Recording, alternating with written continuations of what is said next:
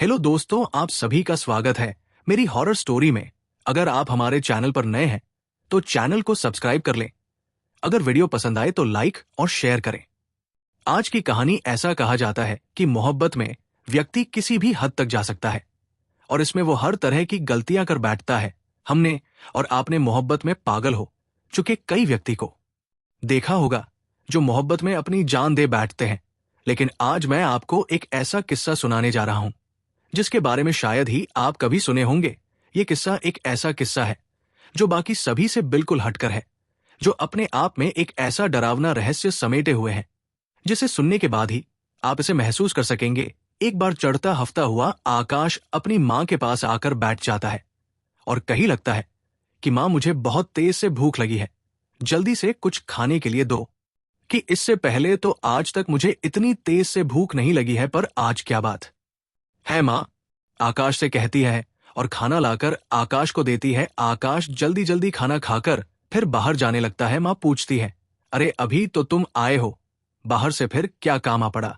और अब थोड़ी देर में शाम होने वाली है और तेरे पिताजी भी घर पर नहीं है, वो शहर गए हुए हैं और तुम इतनी रात तक बाहर रहोगे। जानते हो ना कि इस गांव के जंगल कितने खतरनाक है, और फिर भी तुम बाहर जा रहे हो। आकाश अपनी मां से कहता है कि ठीक है, तुम परेशान मत हो, मैं ज्यादा देर नहीं लगाऊंगा, जल्दी वापस आ जाऊंगा। या कहकर आकाश घर से निकल जाता है। आकाश अपने दोस्तों से बातचीत कर जब दूसरे गांव से अपने घर की ओर लौटने लगता है तो वही गांव से थोड़ी दूर तालाब के पास में आकाश को एक लड़की बैठी हुई दिखती है। मैं अक्सर सोचता है आज की शाम में इस तालाब के पास अकेली लड़की यहाँ क्या कर रही है, शायद मुझे उससे पूछना चाहिए। और ये सोचकर आकाश उस तालाब के पास चला जाता है। उस लड़की को करीब से देख आकाश का होश उड़ जाता है, क्योंकि वो लड़की बेहद खूबसूरत थी, मीना, और आकाश को वो लड़की पसंद आ जाती है।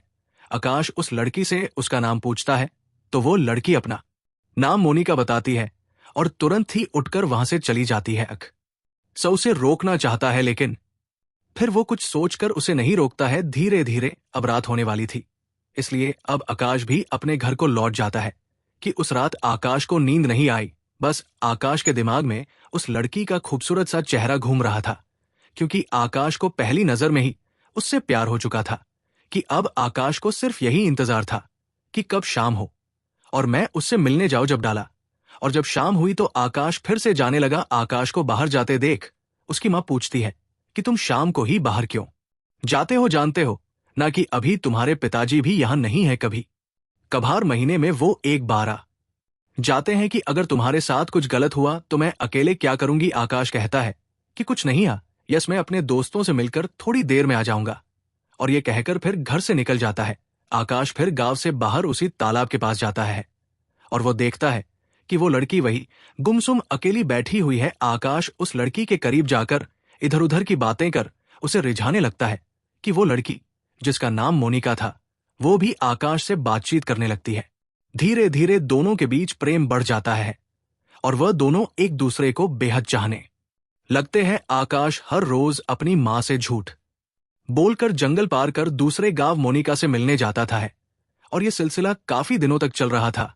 एक बार एक दिन जब दोनों तालाब के पास बैठे हुए थे तो गांव के एक व्यक्ति ने उन्हें देख लिया और वो जाकर ये बात मोनिका के पिताजी को कह दिया। कि अगले दिन जब आकाश मिलने के लिए उस तालाब के पास गया तो वहां मोनिका नहीं थी। मैं आकाश घबरा गया। उसे लगा कि आखिर ऐसी क्या बात हो गई कि वो नहीं आई। आकाश से बात जानने के लिए उस गांव के भीतर चला गया कि गांव के गुस्साए लोगों ने अचानक ही आकाश पर हमला कर दिया। आकाश कुछ लोगों को अपने पीछे आते देख जंगल की ओर भागने लगा और आकाश एक घनी झाड़ियों में छुप गया। वे लोग काफी देर तक आकाश को ढूंढ रहे थे, लेकिन फिर वो चले गए। उनको जाए काफी देर बाद आकाश झाड़ियों से निकला, लेकिन अब रात हो चुकी थी। जंगल में काफी अंधेरा और सन्नाटा हो चुका था। अवकाश को थोड़ा डर लग रहा था कि इसी बीच अचानक उसे कुछ आवाज सुनाई दी कि जो जंगल से आ रही थी। आकाश शाम सजाता है, उसे लगता है कि आज गांव वाले मेरे पीछे क्यों पड़े थे और वो मोनिका कहाँ गई और ये जंगल से आ रही आवाज कैसी है?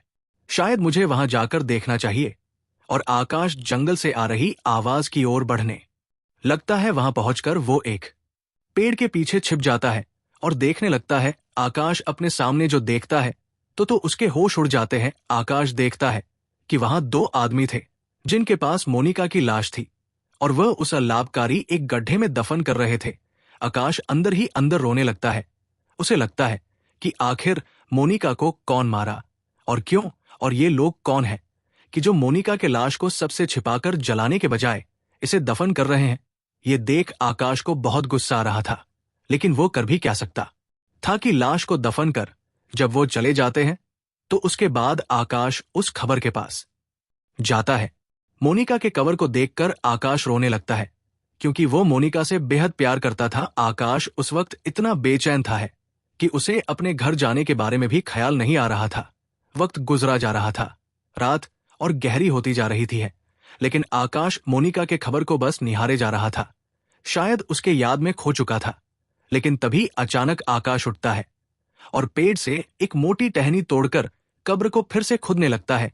काफी देर खोदने के बाद मोनिका की लाश दिखने लगती है। आकाश मोनिका की लाश को कब्र से बाहर निकालता है और उस आधी रात में उसे उठाकर अपने घर को ले जाता है और अपने घर के बगल एक छोटी सी झोपड़ी में उस लाश को रखकर ढूंढ लेता है। उसके बाद जब आकाश अपने घर के अंदर जाता है तो उसकी मां आकाश की हालत देखकर चौंक जाती है और आकाश की आंखों से आंसू बह रहा था और पूरा शरीर मिट्टी से गंदा हो चुका था कि उस रात आकाश की चिंता में उसकी मां भी रात भर नहीं सोई थी। और उसके बाद आकाश की दशा देख वह और भी ज्यादा चिंता में पड़ जाती है। तो मां ने आकाश से सारी बातें पूछेगी, आखिर ये सब तुम्हारे साथ कैसे हुआ। अब आकाश अपनी मां से कुछ भी छुपाना नहीं चाहता था, इसलिए आकाश ने अपनी सारी बीती बात अपनी मां को बता दी। मां ने आकाश से पूछा कि क्या सचमुच तूने उस लाश को यहां ले आया है। तो आकाश ने कहा कि हाँ, मैं उससे बहुत प्रेम करता हूं, इसलिए मैंने लाश को लाकर अपनी बगल वाली झोपड़ी में रख दिया हूं। मैं आकाश मोनिका क्लास को जीवित करना चाहता था, जो कि असंभव था। और उसकी मां ने भी आकाश को बहुत समझाया कि तुम इस लाश को जाकर कहीं दफन कर दो, क्योंकि एक ग्लास को साथ रखना बहुत खतरनाक होता है।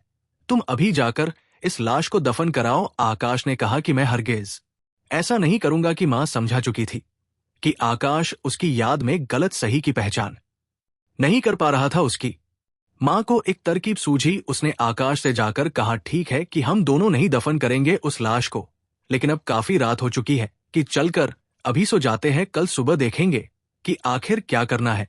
इस लाश को आज रात की 2 बज रहे थे। नींद तो किसी को भी नहीं आ रही थी, ना ही आकाश को, ना ही उसकी मां को है।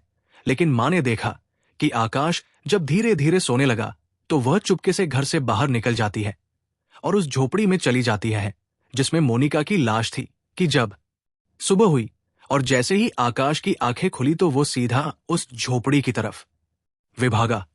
उस लाश को देखने के लिए थे, लेकिन जैसे ही वो वहां पहुंचा तो सामने वो मोनिका की नहीं बल्कि अपनी मां की लाश को देखता है। मैं आकाश के पैरों तले जमीन खिसक जाती है। उससे अपनी आंखों पर यकीन नहीं आ रहा था है, क्योंकि जहां उसने मोनिका की लाश रखी थी वहां नहीं थी। वहां सिर्फ आकाश की मां की लाश पड़ी थी, वो भी बहुत बुरी अवस्था में, खून से लथपथ। को आकाश बहुत रोने लगता है और ये खबर जब उसके पिताजी को जाती है तो वो भी गांव आ जाते हैं। अक्सर अपनी मां को अग्नि देता है तो उसे काफी अफसोस हो रहा था कि उसे लगा कि शायद मैं उस दिन उस लाश को यहां लेकर नहीं आता तो आज मेरी मां जीवित होती। कि इस घटना के बाद आकाश काफी खोया खोया रहता था। तो उसे पिता ने पूछा कि क्या बात है कि तुम इतनी चिंतित क्यों हो है।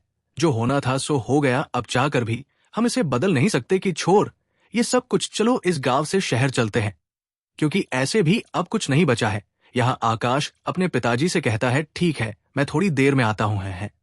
और आकाश लोगों से चिपटा हुआ जंगल की तरफ भागता है जहां मोनिका क्लास दफन हुई थी। कि वहां पहुंचकर आकाश देखता है कि यहां तो सब कुछ सामान है, कवर बिल्कुल वैसी ही थी जैसे पहले थी। वहां कुछ भी मिट्टी इधर उधर बिखरी हुई नहीं थी। आकाश को कुछ समझ नहीं आ रहा था कि आखिर ये उसके साथ क्या हो रहा है। मैं आकाश जानता था कि अगर वो सच पता करने उस गांव में जाता तो शायद वे लोग आकाश को जीवित नहीं छोड़ते हैं, लेकिन फिर भी अपनी जान की बिना परवाह किए वो उस गांव में प्रवेश कर गया। उस गांव में अंदर आकर उसने देखा कि यहां सब कुछ सामान है।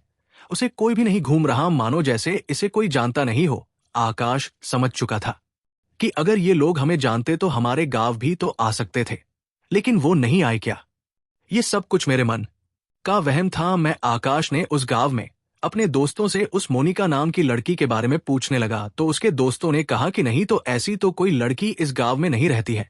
जहां तक मरने की बात है तो ये गांव इतना छोटा है कि अगर कुछ भी होगा तो हमें जरूर पता होगा। हक समझ चुका था कि वो किसी आत्मा के चक्कर में पड़ चुका था कि उस दिन के बाद आकाश अपने पिताजी के साथ शहर चला गया। लेकिन आज भी मोनिका की आत्मा उसे देते ख्वाब में दिखती है और कभी कभी उसे यह महसूस होता है कि राजपूतों को कोई उसके बगल में सोया रहता है। अपनी पूरी बीती बात को आज तक उसने अपने पिताजी को नहीं बताया, क्योंकि सच जानने के बाद शायद उसके पिता मां की मौत का कारण आकाश को समझते हैं। इसलिए डर के मारे पक्ष ने उन्हें कुछ नहीं बताया। तो दोस्तों, अच्छी कहानी कैसी लगी कमेंट में जरूर बताएं।